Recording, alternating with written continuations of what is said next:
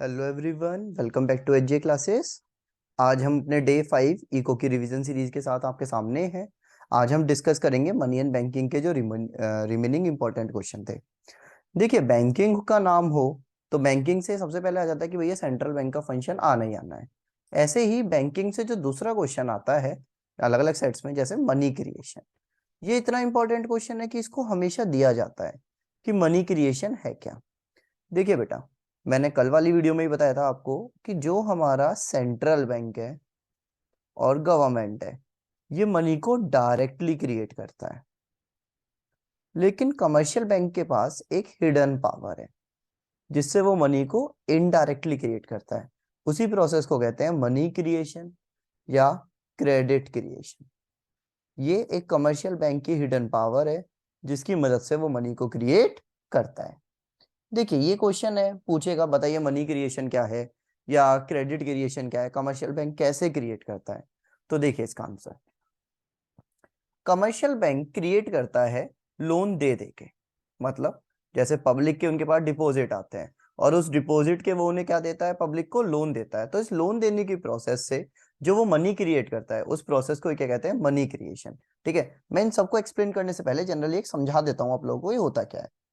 Generally हमने माना क्या है मनी क्रिएशन में, एक होता है प्राइमरी डिपॉजिट। जैसे प्राइमरी डिपॉजिट का मतलब होता है कि एक्स ने एक अकाउंट में 10,000 रुपए डाले। ठीक है, मानो बैंक का नाम उन्होंने पीएनबी ले लेते हैं। पीएनबी में 10,000 रुपए डाले। उस टाइम पे एलआरआर चल रहा है 20%। एलआरआर बोले तो कि बैंक के पास एक मिनिमम परसेंटेज का रिजर्व रखना पड़ता है। मतलब जैसे रुपया आता है ना, कभी भी बैंक के पास कोई भी रुपया आता है, जैसे 10,000 रुपए आए, तो बैंक इसके दो पार्ट कर देगा। एक पार्ट तो एलआरआर रख लेगा और बाकी का वो लोन के लिए यूज कर सकता है। कितने परसेंट एलआरआर चल रहा है, 20%, तो 2,000 का एलआरआर रखेगा। बाकी लोन कितना देगा, 8,000। 10 में से 2 गए 8। अब ये एलआरआर रखा क्यों जाता है भाई, जो बंदा रुपए ला रहा है, ठीक है, वो क्या कर सकता है, बाद में विड्रॉ करने भी आ सकता है। ठीक है, और क्या कर सकते हैं, कभी और जमा करने भी आ सकता है। तो डेली बैंक को थोड़े से रुपए की जरूरत होती है। एलआरआर के दो पार्ट होते हैं, सीआरआर, एसएलआर। इस एलआरआर में से एक पोर्शन, जरूरी नहीं इक्वल हो, दोनों अलग अलग होते हैं। ठीक है, सीआरआर वो जमा कर देता है सेंट्रल बैंक के पास और एसएलआर वो रखता है खुद के पास। ठीक है, ये रखता है वो अपनी डेली ट्रांजेक्शन्स के लिए। अब बात सवाल तुम्हारे मन में आना चाहिए कि भाई उसने 10,000 रुपए जमा करे हैं, तो हमने बस 2,000 का एलआरआर क्यों रखा, 10 का क्यों नहीं रखा, क्या पता वो 10 ने। ऐसा होता है बेटा, बैंक में ना बहुत सारा कंटिन्यूअस फ्लो रहता है। कंटिन्यूअस फ्लो का मतलब होता है बहुत सारे कस्टमर आते हैं, जमा करते हैं, और बहुत सारे कस्टमर निकालते हैं। तो हमें पूरा अमाउंट एज ए रिजर्व रखने की जरूरत नहीं पड़ती, हमारा कम अमाउंट में ही काम चल जाता है। तो ये जो पूरी प्रोसेस है एलआरआर बनाने की, लोन देने की, इसी की मदद से है ना commercial bank extra money create करता है। अब वो मैं समझाता हूं आपको ऊपर लिखे हुए एग्जाम्पल की मदद से। तो कैसे क्रिएट करता है, देखो, कमर्शियल बैंक का होता है प्राइमरी डिपॉजिट। प्राइमरी डिपॉजिट का मतलब होता है जो पब्लिक डिपॉजिट करती है, और सेकेंडरी डिपॉजिट वो डिपॉजिट होता है जो कमर्शियल बैंक क्रिएट करता है मनी क्रिएशन के द्वारा। ठीक है, अब कोई भी इको हो तो इको के साथ आपको एक पता होगा अजम्पशन जरूर आती है। इको जहां पे भी है अजम्पशन है। इको की इस टॉपिक की पहली अजम्पशन है कि सारे बैंक एक यूनिट है ना, मतलब कोई भी पीएनबी नहीं है, कोई भी एसबीआई नहीं है, कोई भी बैंक ऑफ बड़ौदा नहीं है, मतलब सारे बैंक क्या है, एक, और उनका नाम भी क्या है, बैंक। ठीक है, दूसरा, जितनी भी ट्रांजैक्शन होंगी वो सारी की सारी ट्रांजैक्शन किससे होंगी, बैंक से होंगी। मतलब 1 रुपए का भी अगर कोई लेन देन है ना, वो बैंक लेन देन भी किससे होगा, बैंक से होगा। एलआरआर मैंने आप लोगों को बता ही दिया था कि एलआरआर क्या होता है, ये मिनिमम परसेंटेज होती है जो हमें एज ए रिजर्व अपने पास रखना पड़ता है। एलआरआर के दो पार्ट होते हैं, CRR, SLR. CRR central bank के पास, एसएलआर खुद के पास। तो देखिए अब मनी क्रिएशन वर्क कैसे करता है। आप देखिए, किसी ने, कोई कस्टमर था, वो आया, उसने बैंक में 10,000 रुपए जमा करे और एलआरआर था 20%। तो पहला राउंड हुआ, 10,000 रुपए जमा करे, 2,000 रुपए का एलआरआर हो गया, बाकी हमने क्या दे दिया, लोन। ठीक है, अगर आपको यहाँ क्लियर नहीं दिख रहा तो मैं इसको यहाँ अच्छे से लिख के टेबल को एक बार दोबारा से एक्सप्लेन कर देता हूँ। उसने कितने रुपए जमा करे? 10,000। LRR 20% बोले तो 2,000 यहाँ चला गया, और लोन कितना आ गया? 8,000। अब बेटा जिसके पास लोन आया, अब वो कैश तो यूज नहीं कर सकता। हमने क्या माना कि हमारी कैशलेस इकोनॉमी है, पैसे की जरूरत ही नहीं है। तो वो बंदा क्या करेगा? इस रुपए को बैंक में जमा कर देगा। मानो उसने लोन लिया, PNB से जमा कर रहा है वो SBI में, लेकिन फर्क ही नहीं पड़ेगा। हमने एजम्पशन क्या लिया? सारे बैंक क्या है? एक यूनिट है। तो पैसा अल्टीमेट किसके पास आ जाएगा? हमारे पास आ जाएगा। अब दोबारा हम इस 8,000 का 20% 1,600 और कितना लोन दे देंगे? 6,400। अब दोबारा अगला ये लोन किसी बंदे के पास गया। अब ये जिस बंदे के पास जाएगा वो बंदा क्या करेगा? इसको दोबारा अपने पास नहीं रखेगा, बैंक में जमा कर देगा, क्योंकि हमारी इकोनॉमी क्या है? कैशलेस इकोनॉमी है। तो 1,280 कितना लोन हो गया? अब ये इस तरीके से हमेशा साइकिल चलती रहेगी, और ये तब तक चलती रहेगी जब तक हमारा टोटल डिपॉजिट कितना ना हो जाए। इसका फॉर्मूला होता है, फॉर्मूला क्या होता है MM का? 1/LRR। 1/LRR। LRR कितना था? 20%। 20% मतलब 0.20। भाई परसेंटेज हटाते हैं तो अपॉन में क्या आ जाता है? 100। तो वैल्यू क्या आ गई? 0.20। तो ये कितना निकल के आ गया? 5 टाइम। जब तक हमारी मनी 5 गुना ना हो जाए। 5 गुना बोले तो कितने रुपए जमा हुए थे? 10,000। तो 10,000 का कितना ना हो जाए? टोटल 50,000। ये प्रोसेस तब तक चलेगी जब तक टोटल कितना नहीं हो जाता? 50,000।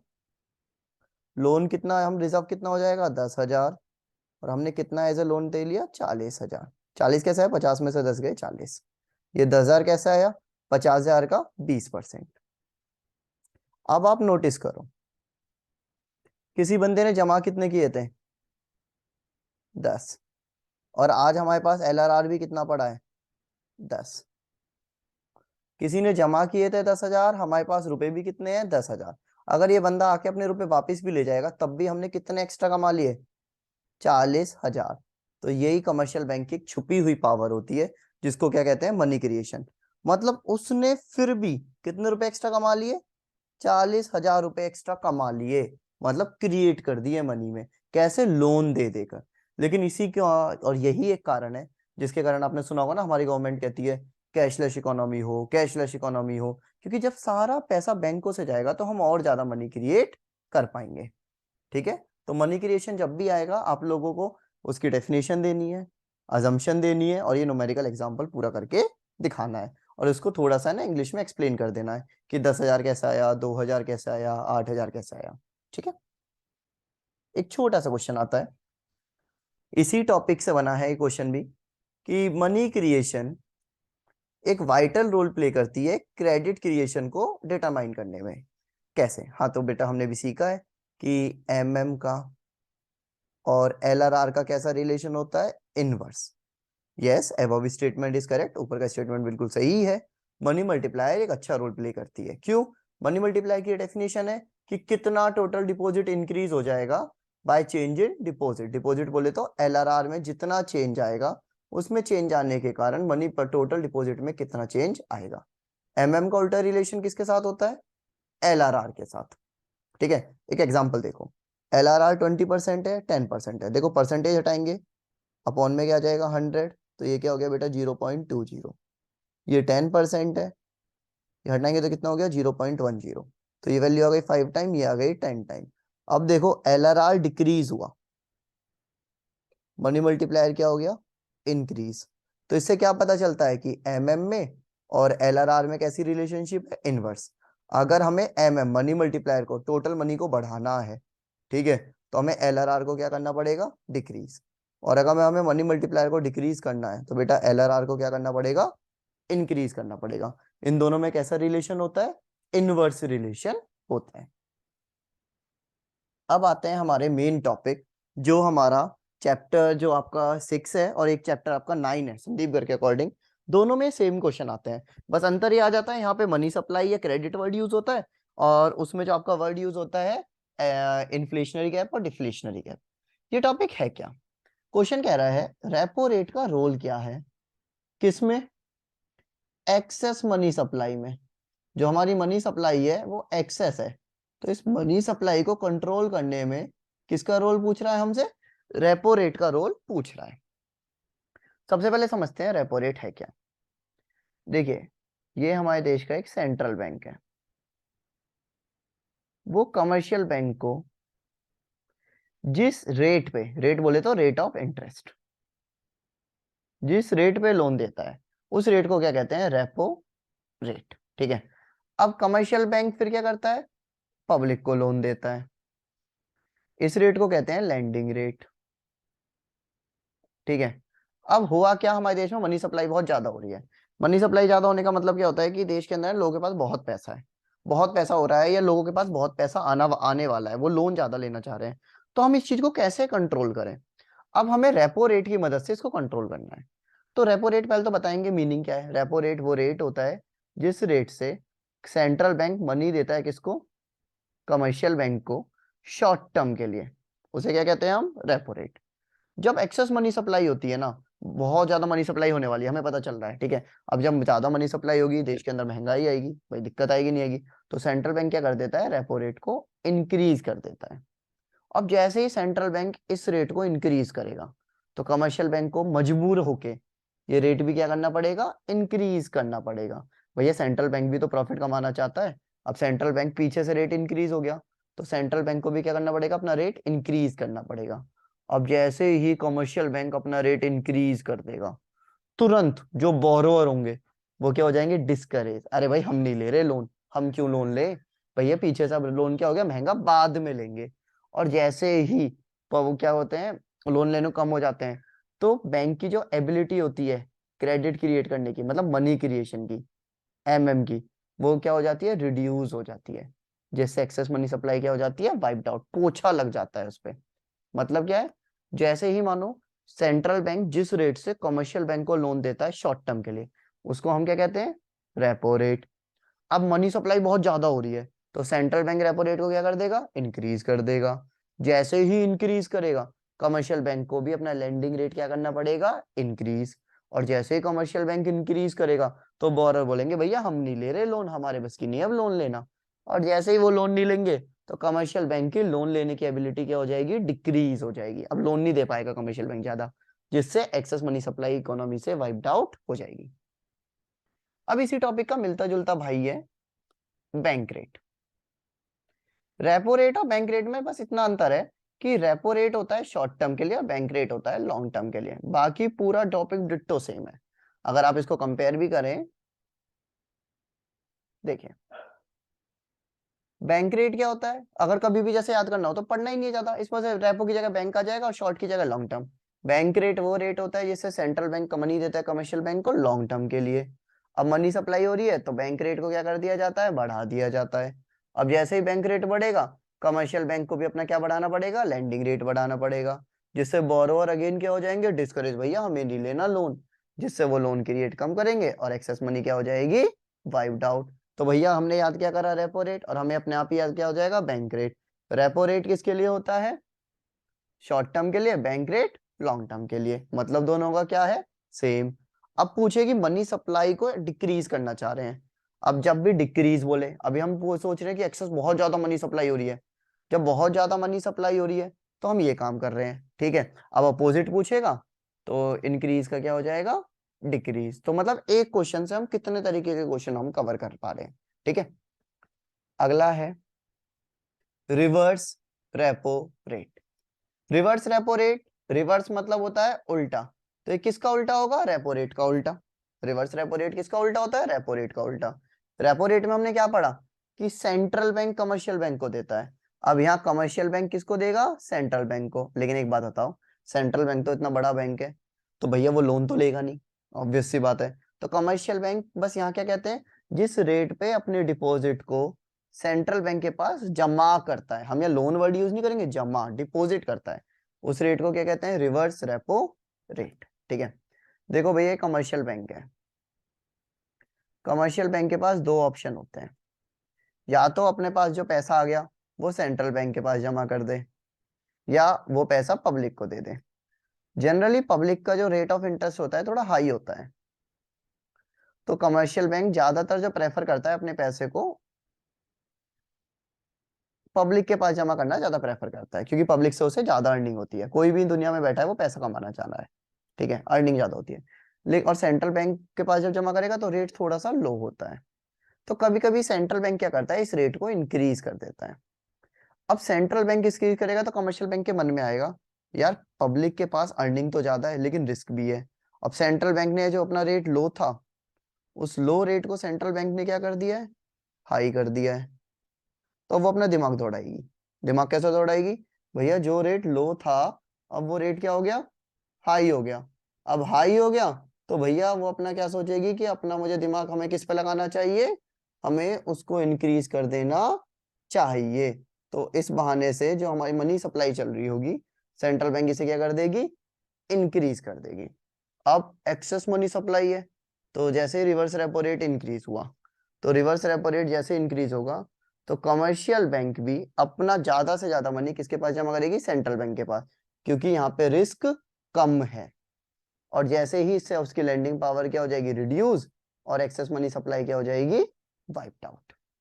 ठीक है, अगला है हमारा open market operation. Open market operation का मतलब होता है कुछ जो गवर्नमेंट की सिक्योरिटीज होती हैं, जैसे आपने बिजनेस में पढ़ी होंगी, ट्रेजरी बिल, कमर्शियल पेपर सुनी होंगी ना, ट्रेजरी बिल वगैरह। तो इन सिक्योरिटीज की बाइंग एंड सेलिंग किसके द्वारा, सेंट्रल बैंक की, किससे, या तो पब्लिक या कमर्शियल। जन तो क्या करता है, सेंट्रल बैंक अपनी सिक्योरिटीज को कमर्शियल बैंक को देता है। सिक्योरिटीज किसकी होती है, गवर्नमेंट की। सेंट्रल बैंक किसको देता है, कमर्शियल बैंक को देता है। अब कमर्शियल बैंक के ऊपर है कि वो पब्लिक को दे ना दे, या खुद ही खरीद सकती है, वो इसकी चॉइस है। अब जैसे ही एक्सेस मनी सप्लाई हो रही है, सेंट्रल बैंक कह देता है कि कमर्शियल बैंक को कि अपनी सिक्योरिटी सेल करने की। ठीक है, अब कमर्शियल बैंक का जो पैसा था, कमर्शियल बैंक का पैसा किसके पास चला गया, सेंट्रल बैंक के पास। भाई कोई भी चीज खरीदो तो पैसा कहाँ चला जाएगा, सेंट्रल बैंक के पास। मानो मेरे सेंट्रल बैंक के पास 1 करोड़ रुपए थे, आरबीआई ने उसे 30 लाख की सिक्योरिटीज खरीदवा दी। तो पहले वो 1 करोड़ का लोन दे सकता था, लेकिन अब वो लोन केवल कितने का दे पाएगा, 70 लाख का। तो क्या उसकी लोन देने की पावर घटी या बढ़ी, उसकी लोन लेने की पावर क्या हो गई, डिक्रीज हो गई। भाई एक बात बताओ, जब कोई चीज खरीद रहा है, ठीक है, सेंट्रल बैंक सेल कर रहा है, तो हमारा कमर्शियल बैंक क्या कर रहा है, खरीद रहा है। टोटल उसके पास लोन देने के लिए कितने रुपए थे, 1 करोड़। अब सेंट्रल बैंक ने बोला कि भैया 30 लाख की सिक्योरिटी खरीद, तो उसने 30 लाख की सिक्योरिटी खरीद ली। अब 30 लाख उसका पैसा कहाँ चला गया, सेंट्रल बैंक के पास। अब कितना बचा, 70 लाख। अब पब्लिक के पास कुल कितना आ पाएगा, 70 लाख आ पाएगा। तो जब भी एक्सेस मनी सप्लाई होगी तो सेंट्रल बैंक क्या कर देता है, सिक्योरिटीज को सेल कर देता है। सेल करने से पैसा किसके पास चला जाता है, सेंट्रल बैंक के पास। और पब्लिक के पास रुपए क्या हो जाते हैं, कम। जिससे क्या हो जाता है, उसकी जो पावर होती है क्रेडिट करने की वो रिड्यूस हो जाती है। जैसे रिड्यूस होती है, एक्सेस मनी सप्लाई क्या हो जाती है, वाइप्ड आउट। ठीक है, ठीक है, हमारा अल्टीमेट जानता खेल क्या है, पब्लिक के पास रुपए कम पहुंचाने हैं। कम पहुंचाने का ही तरीका है, पैसा हमने वहां पहुंचवा दिया। अब आ गया हमारा LRR। हमने अभी पढ़ा LRR होता क्या है, जो मिनिमम परसेंटेज होती है जो उनको एज ए रिजर्व रखनी पड़ती है। ये दो तरह का होता है, CRR और SLR। CRR सेंट्रल बैंक के पास और SLR खुद के पास। अब LRR का रोल बताना है, ठीक है, तो इसको भी एक दोबारा एग्जांपल से समझते हैं। देखिए यहाँ पे समझो, अभी मानो करंट में मानो LRR चल रहा है 10%। कमर्शियल बैंक के पास 1 करोड़ रुपए आए, डिपॉजिट आया। तो अब इसको मैंने दो ही चीज बताई थी, पहले उसका क्या बनाना पड़ता है, LRR, और बाकी का क्या देते हैं, लोन। अब ये कितने परसेंट है, 10%। तो 1 करोड़ का 10% बोले तो 10 लाख। कितना बचा, 90 लाख। तो लोन कितना देगा, 90 लाख। लेकिन सेंट्रल बैंक मानो अब लोगों के पास पैसा कम पहुंचाना है, तो इसको है ना इंक्रीज कर देती है। इंक्रीज मानो इसको कर दिया 20%। अब दोबारा 1 करोड़ में से LRR कितना जमा करना पड़ जाएगा, 20 लाख। और लोन कितना दे पाएंगे, कुल 80 लाख। तो बताओ लोन 90 लाख से 80 लाख क्या हो गया, डिक्रीज। तो जब भी एक्सेस मनी सप्लाई होती है तो उसको क्या कर दिया जाता है, डिक्रीज कर दिया, इंक्रीज कर दिया जाता है। तो देखिए बेटा, during excess money supply central bank LRR को क्या कर देती है, इंक्रीज। जैसे ही LRR इंक्रीज होगा तो कमर्शियल बैंक की लोन देने की पावर क्या हो जाएगी, कम हो जाएगी। जैसे ही पावर कम हो जाएगी, एक्सेस मनी सप्लाई भी क्या हो जाएगी मेरे बच्चों, वाइप्ड आउट, हट जाएगी बिल्कुल से। ठीक है, अब आते हैं हम अपना अगला टॉपिक, मार्जिन रिक्वायरमेंट का।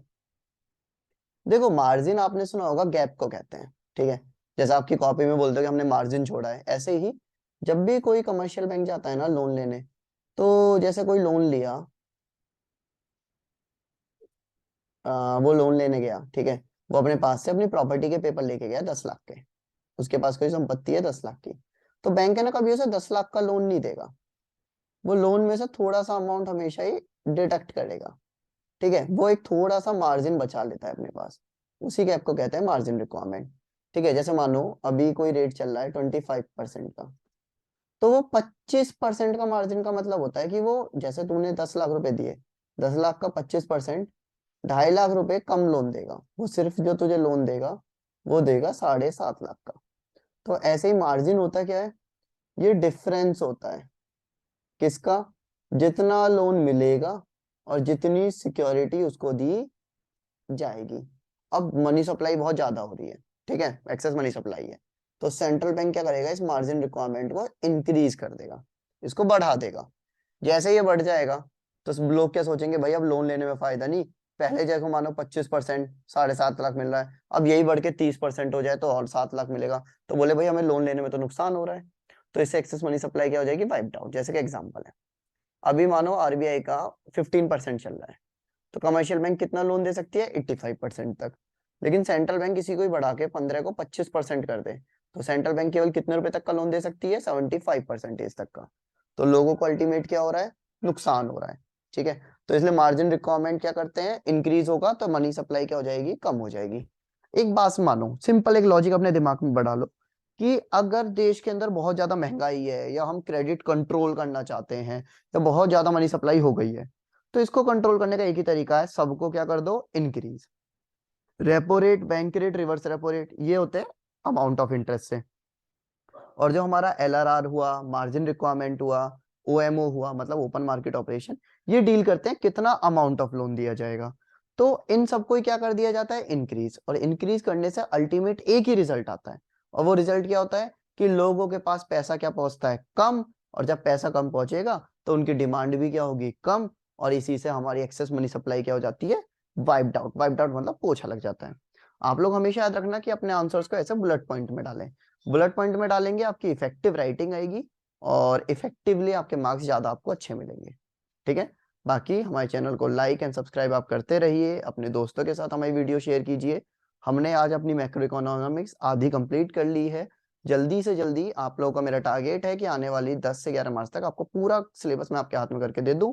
उसके बाद हम वेरी इंपॉर्टेंट क्वेश्चन मतलब सैंपल पेपर सॉल्व करेंगे। ठीक है, 2-3 सैंपल पेपर भी, जिससे आपका इको हमेशा बहुत अच्छा जाए। ठीक है, bye bye, take care everyone.